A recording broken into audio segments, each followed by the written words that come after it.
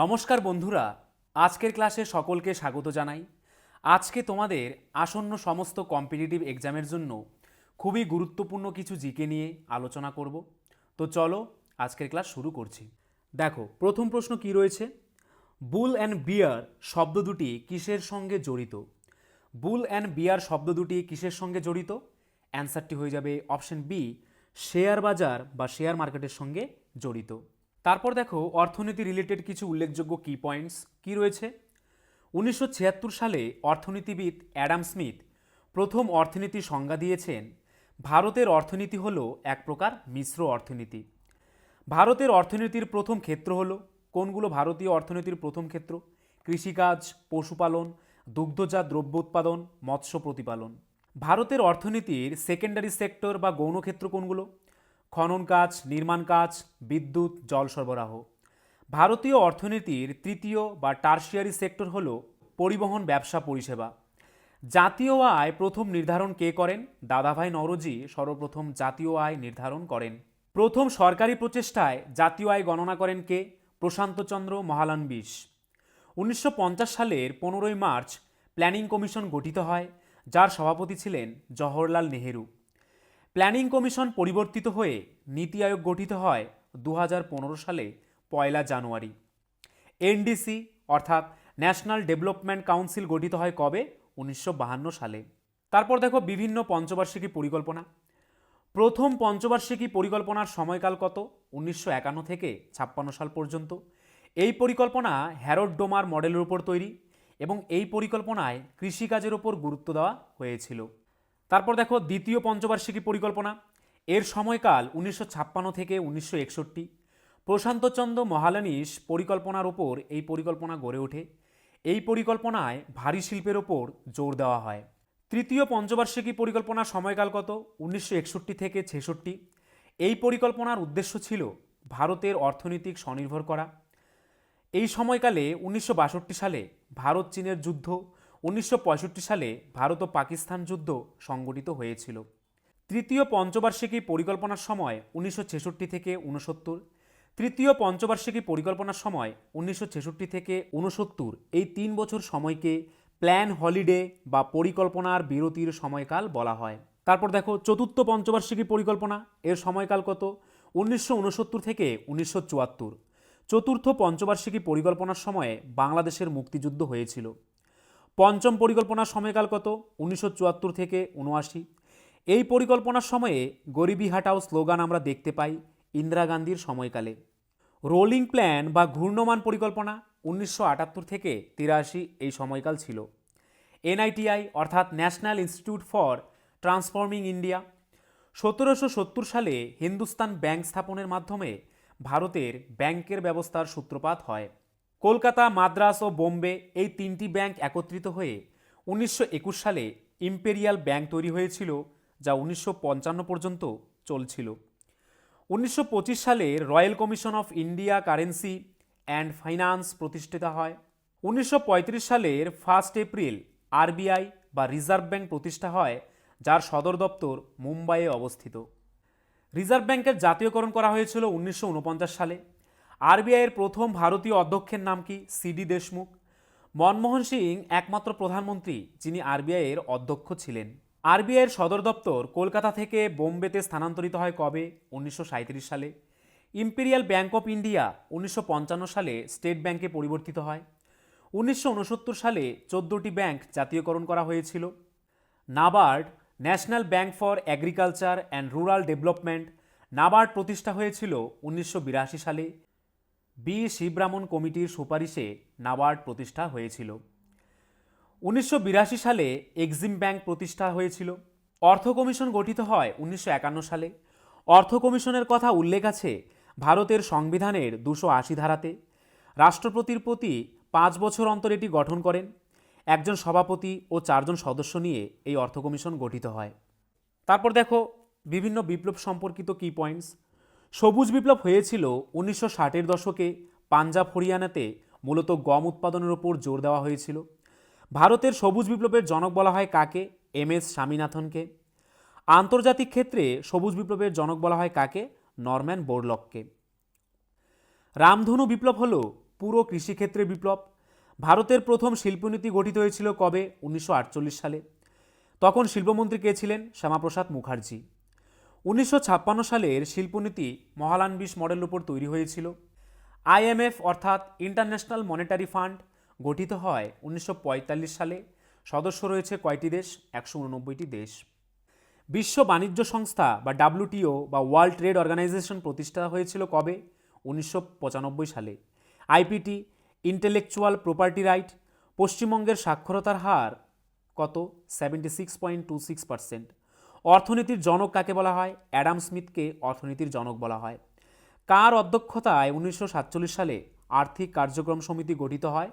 জওহরলাল নেহরুর অধ্যক্ষতায়। পরিকল্পনা কমিশন গঠিত হয় 1950 সালে। প্রথম পঞ্চবার্ষিকী পরিকল্পনার প্রধান উদ্দেশ্য ছিল খাদ্য সমস্যা দূরীকরণ। ভারতীয় অর্থনীতিকে কি বলে? উন্নয়নশীল অর্থনীতি বলে। জওহর রোজগার যোজনা কোন পরিকল্পনা প্রবর্তিত হয়? সপ্তম পরিকল্পনায়। অপারেশন বর্গা চালু হয় কোথায়? পশ্চিমবঙ্গে। রাউরকেল্লা ও দুর্গাপুর লৌহ ইস্পাত শিল্প স্থাপিত হয় কোন পরিকল্পনায়? দ্বিতীয় পরিকল্পনায়। মিড ডে মিল চালু হয় কবে? 1995 সালে।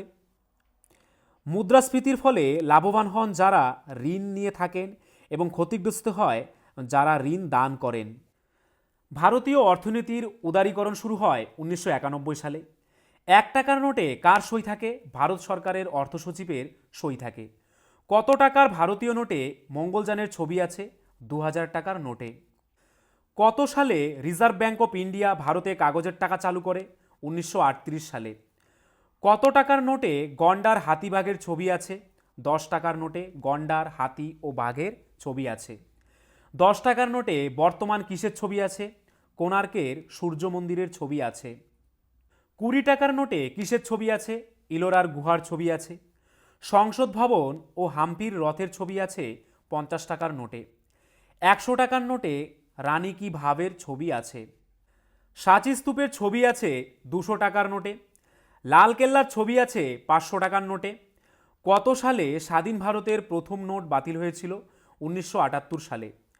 পরিবার পরিকল্পনা গৃহীত হয় কত সালে? 1952 সালে। পশ্চিমবঙ্গের নিজস্ব শিল্পনীতি ঘোষিত হয় কবে? 1994 সালে পশ্চিমবঙ্গের নিজস্ব শিল্পনীতি ঘোষিত হয়। দ্বাদশ অর্থ কমিশনের সভাপতি কে ছিলেন? CR রঙ্গরাজন ছিলেন দ্বাদশ অর্থ কমিশনের সভাপতি। বন্ধুরা, আরেকটি কথা, WBP constable, SI and KP constable অধ্যায়ভিত্তিক সেরা প্রস্তুতি নিতে আমাদের হোয়াটসঅ্যাপ নাম্বারে একবার হোয়াটসঅ্যাপ করে নাও। গণিত, ইংরেজি, GK, রিজনিং প্রত্যেকটা বিষয়ে একদম অধ্যায় ধরে ধরে বেসিক লেভেল থেকে একদম প্রথম থেকে ক্লাস করানো হবে। মাসিক কোনো বেতন নেই। পরীক্ষা পর্যন্ত সেরা গাইডেন্স পাবে নতুন সিলেবাস অনুযায়ী। Live class, recorded class plus PDF all পাবে।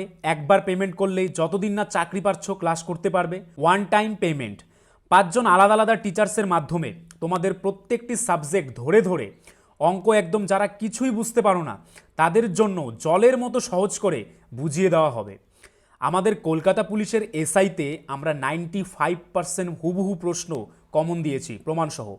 সেই কমনের প্রমাণ পেতে তোমরা জয়েন করে নাও আমাদের টেলিগ্রাম চ্যানেলে বেঙ্গলি নলেজ একাডেমিতে, লিঙ্ক ইন ডেসক্রিপশন।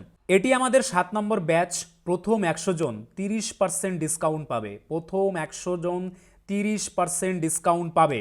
তাই ভাই, তোমার যদি একটি সিট এনি হাউ চাই, যেহেতু পশ্চিমবঙ্গ পুলিশ এবং কলকাতা পুলিশ দুটো ভ্যাকেন্সি বেরিয়েছে, তাই একটিতে না একটিতে কিন্তু তোমার হবেই এবার। যদি আমাদের কাছে প্রস্তুতি নাও, 95% হুবহু কমন দেওয়ার দায়িত্ব আমাদের। তোমরা শুধু পড়াশোনা করবে। তো প্রস্তুতি নিতে হলে কিন্তু স্ক্রিনে দেওয়া নাম্বারে একবার অবশ্যই হোয়াটসঅ্যাপ করে নাও। একদম বেসিক থেকে ধরে ধরে প্রথম থেকে সমস্ত ক্লাস করানো হবে। পরবর্তী প্রশ্ন, বিজ্ঞানের যে শাখায় কীটপতঙ্গ নিয়ে আলোচনা করা হয় তাকে কি বলে? তাকে এন্টোমোলজি বলা হয়। কীটপতঙ্গ নিয়ে আলোচনা করা হয় যে শাখায়, তাকে এন্টোমোলজি বলা হয়। তারপর দেখো বিভিন্ন বিষয় সংক্রান্ত বিদ্যা। হর্টিকালচার কি? উদ্যান পালন বিদ্যা সম্পর্কিত বিদ্যাকে বলা হয় হর্টিকালচার। পাখি পালন বিদ্যাকে কি বলা হয়? এভিকালচার।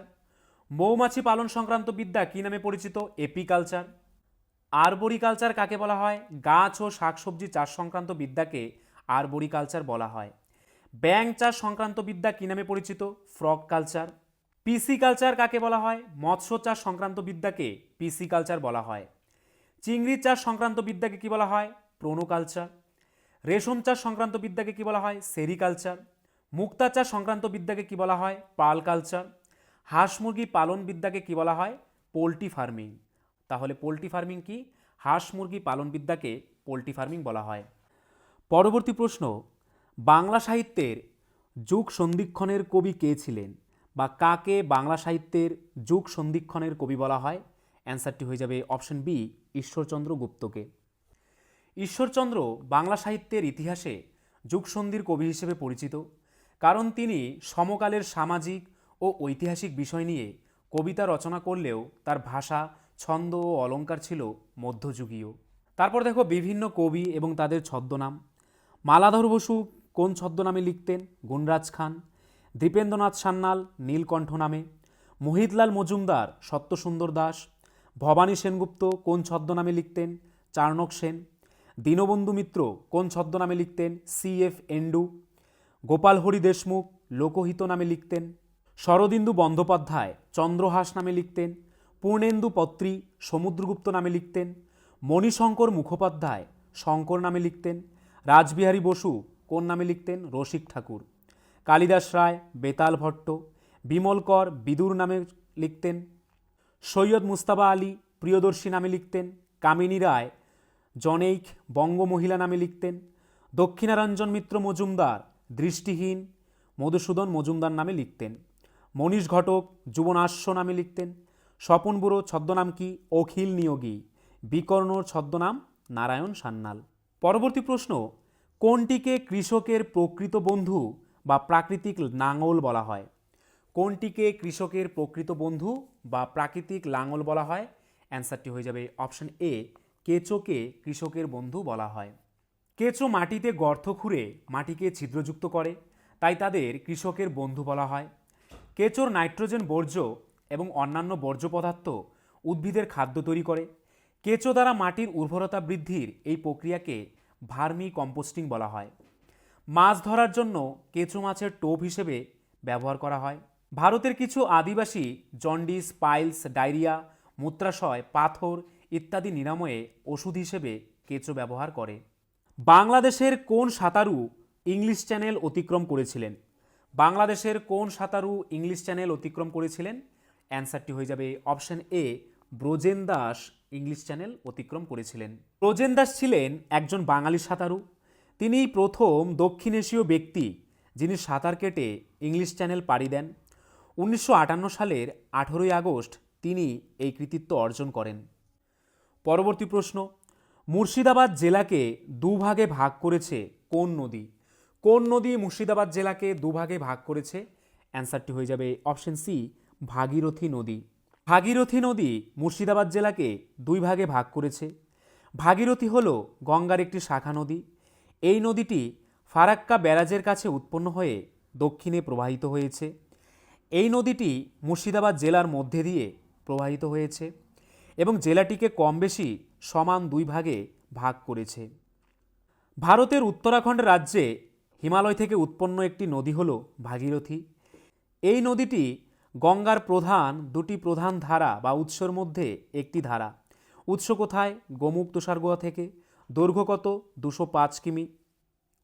অলকনন্দা নদীর সাথে মিলিত হওয়ার আগে নদীটি তার উৎস থেকে 205 কিলোমিটার প্রবাহিত হয়েছে।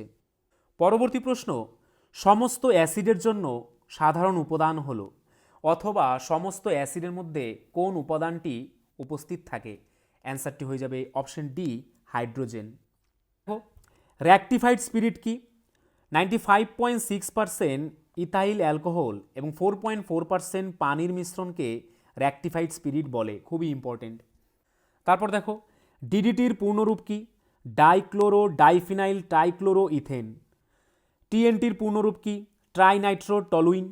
সাবানের রাসায়নিক নাম কি? সোডিয়াম স্টিয়ারেট হচ্ছে সাবানের রাসায়নিক নাম। পেট্রোলের অপর নাম কি? গ্যাসোলিন। অ্যাকোয়ারেজিয়া বা অম্লরাজ কি? 1 মোল গাঢ় নাইট্রিক অ্যাসিড এবং 3 মোল গাঢ় হাইড্রোক্লোরিক অ্যাসিডের মিশ্রণকে বলা হয় অম্লরাজ বা অ্যাকোয়ারিজিয়া। সোনা গলাতে এই অম্লরাজ ব্যবহার করা হয়। বেকিং পাউডার কি? সোডিয়াম বাইকার্বনেট, অ্যালুমিনিয়াম সালফেট ও পটাশিয়াম হাইড্রোজেন টার্টারেটের মিশ্রণকে বেকিং পাউডার বলা হয়। লাফিং গ্যাস কি?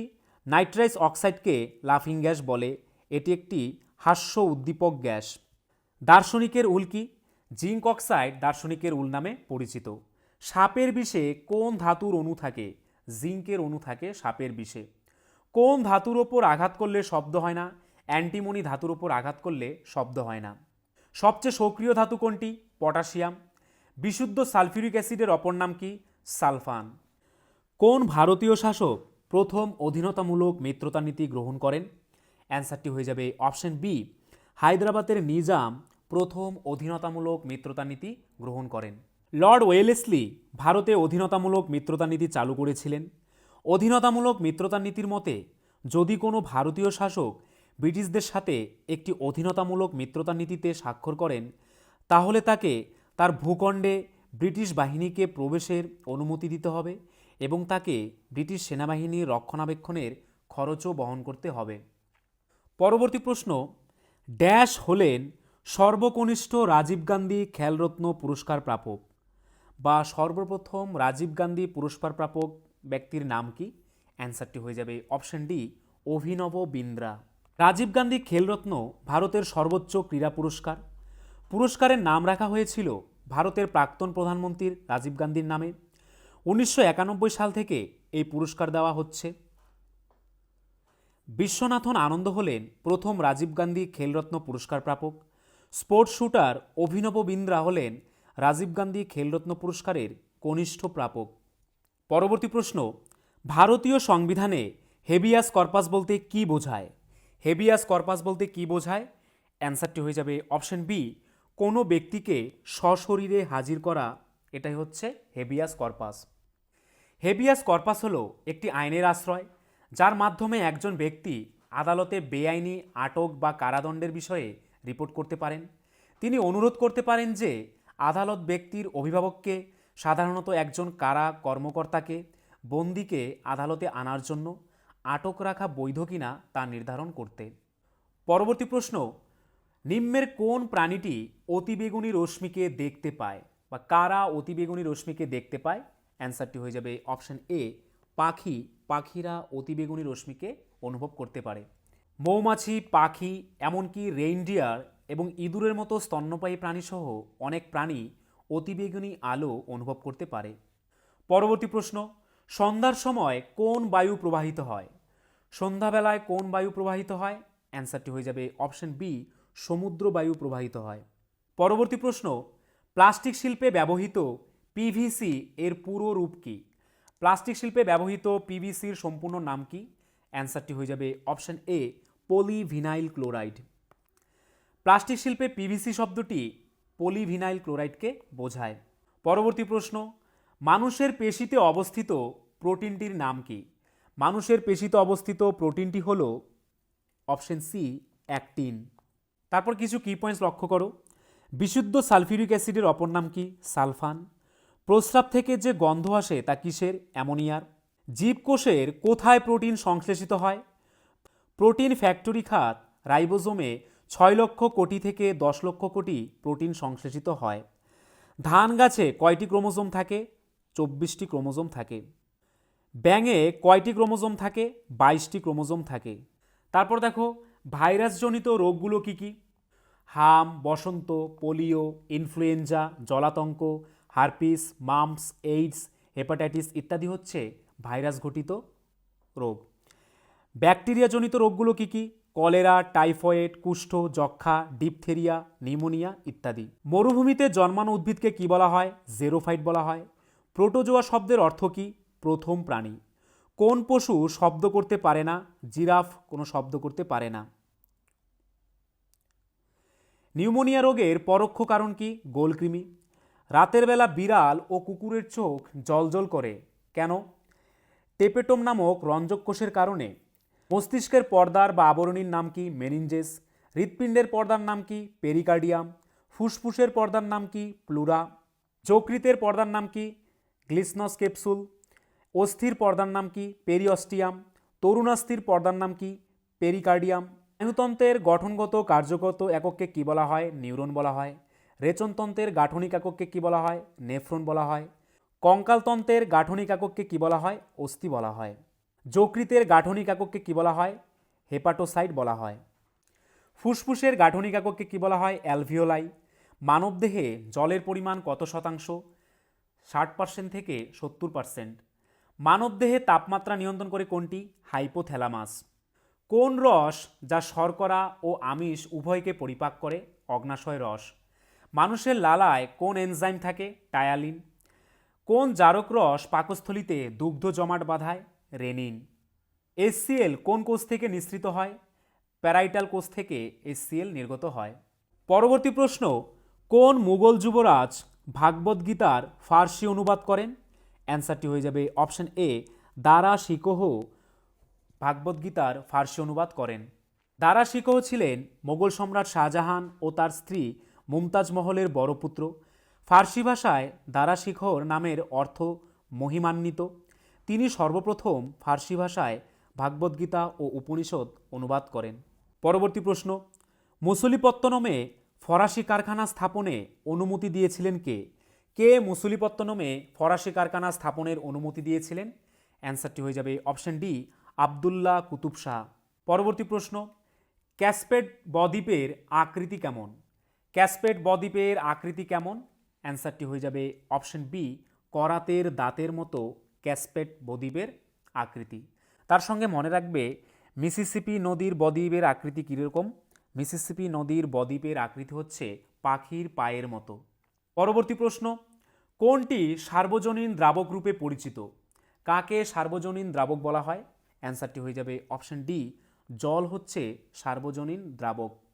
পরবর্তী প্রশ্ন, কোন ভারতীয় রাজা নেপোলিয়ানকে ভারত থেকে ইংরেজদের বিতাড়িত করতে অনুরোধ করেছিলেন? অ্যান্সারটি হয়ে যাবে অপশন সি, টিপু সুলতান। পরবর্তী প্রশ্ন, স্বাধীন ভারতবর্ষে সুপ্রিম কোর্ট কবে গঠিত হয়েছিল? অ্যান্সারটি হয়ে যাবে অপশন বি, 1950 সালে স্বাধীন ভারতবর্ষে সুপ্রিম কোর্ট গঠিত হয়েছিল। সুপ্রিম কোর্ট 1950 সালের 26শে জানুয়ারি প্রতিষ্ঠিত হয়েছিল। 124 ধারাতে সুপ্রিম কোর্টকে সংবিধানের অভিভাবক এবং প্রতিভু হিসেবে উল্লেখ করা হয়েছে। সুপ্রিম কোর্ট সংবিধানের ব্যাখ্যাকর্তা বা ব্যাখ্যাতা। সুপ্রিম কোর্ট সংবিধানের রক্ষক। সুপ্রিম কোর্টের মতে 32 নং ধারাটি সংবিধানের হৃদয় ও আত্মা। 1950 সালের আগে সুপ্রিম কোর্ট ভারতের ফেডারেল কোর্ট হিসেবে পরিচিত ছিল। ভারতের ফেডারেল কোর্ট 1937 সালের 1 অক্টোবর প্রতিষ্ঠিত হয়েছিল। সুপ্রিম কোর্টের ট্যাগলাইনটি হল যত ধর্মস্তত জয়। পরবর্তী প্রশ্ন, কোন মুঘল সম্রাট নিজের আত্মজীবনী লিখেছিলেন? কোন মুঘল সম্রাট নিজের আত্মজীবনী লিখেছিলেন? অ্যান্সারটি হয়ে যাবে অপশন এ, বাবর। মুঘল সম্রাট বাবর তার আত্মজীবনী বাবরনামা লিখেছিলেন। প্রথম মুঘল সম্রাট এবং মোগল রাজবংশের প্রতিষ্ঠাতা। বাবর ভারতে বারুদ নিয়ে এসেছিলেন। বাবর তুজুকি বাবুরি তুর্কি ভাষায় লিখেছিলেন। তিনি প্রথম মুঘল সম্রাট যিনি জিহাদ ঘোষণা করেছিলেন এবং গাজী উপাধি গ্রহণ করেছিলেন।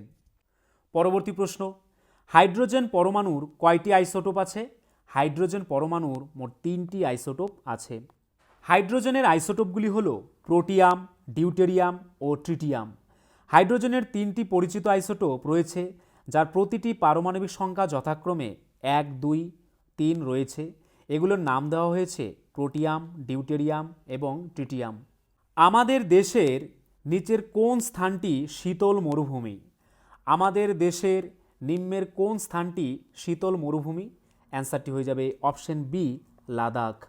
লাদাখ হিমালয় অঞ্চলে অবস্থিত ভারতের একমাত্র শীতল মরুভূমি। পরবর্তী প্রশ্ন, কোন বাহমনি শাসক গুলবর্গা থেকে বিদরে রাজধানী স্থানান্তরিত করেন? কোন বাহমনি শাসক? অ্যান্সারটি হয়ে যাবে অপশন বি, আহম্মদ শাহ আলী গুলবর্গা থেকে বিদরে তার রাজধানী স্থানান্তরিত করেন। পরবর্তী প্রশ্ন, পৃথিবীর বৃহত্তম বোটানিক্যাল গার্ডেন কোন দেশে অবস্থিত? পৃথিবীর বৃহত্তম বোটানিক্যাল গার্ডেন কোন দেশে অবস্থিত? অ্যান্সারটি হয়ে যাবে অপশন সি, ইংল্যান্ডে অবস্থিত। ইংল্যান্ডের কেওয়ের রয়্যাল বোটানিক্যাল গার্ডেন বিশ্বের বৃহত্তম জীবন্ত উদ্ভিদ সংগ্রহের আবাসস্থল, যা বিশ্বের বৃহত্তম বোটানিক্যাল গার্ডেন হিসেবে পরিচিত। পরবর্তী প্রশ্ন, পশ্চিমবঙ্গের কোন জেলায় সবচেয়ে বেশি তামাক উৎপন্ন হয়? পশ্চিমবঙ্গের কোন জেলায় সবচেয়ে বেশি তামাক উৎপাদন করা হয়? অ্যান্সারটি হয়ে যাবে অপশন সি, কোচবিহারে। পরবর্তী প্রশ্ন, নিম্নের কোনটি ভারতের প্রাচীনতম বিশ্ববিদ্যালয়? নিম্নের কোনটি ভারতের প্রাচীনতম বিশ্ববিদ্যালয়? অ্যান্সারটি হয়ে যাবে অপশন বি, নালন্দা বিশ্ববিদ্যালয়।